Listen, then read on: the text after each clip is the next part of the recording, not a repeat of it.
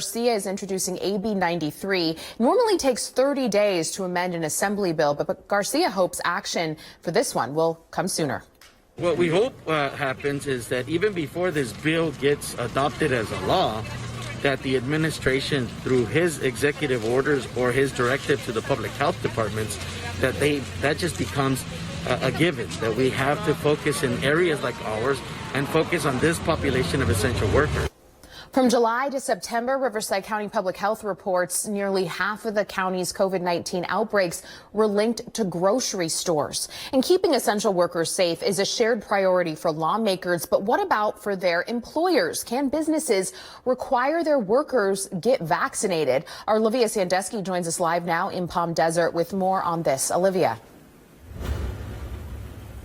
Sarah, employers are waiting for federal guidance to be released about this, but we have seen for specific cases, certain diseases in the past, we have seen those requirements being put into place. Today, I spoke to local labor union presidents who tell me it may fall on individual businesses.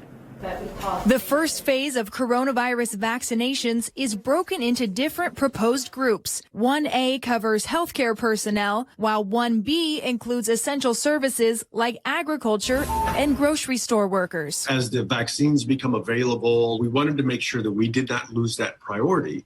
And it's not because we think we're anything special beyond anybody else. Just that the folks that are in that food supply chain are incredibly critical.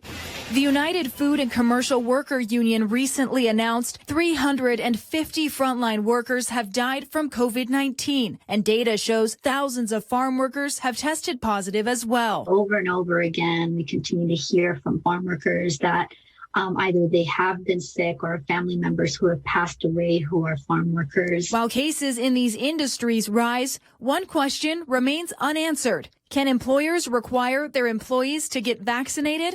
The CDC says employers can require immunizations like the flu shot. But today, the California Department of Fair Employment and Housing tells NBC Palm Springs, we do not have public vaccine guidance at this time. And with little direction available from the state, both unions are trying to prepare for a variety of scenarios. I really believe that it's going to be something that's going to come down either from the state level or even the federal level, and it may be a requirement. If it does not come down to that, then it's going to be whatever employer wants to do. But I will tell you, under the collective bargaining agreements, we will at least have the opportunity to have dialogue with the employers to see what that looks like. That is more information to come to the state, but we have our next meeting next week where I'm sure they'll be providing us with quite a bit of information.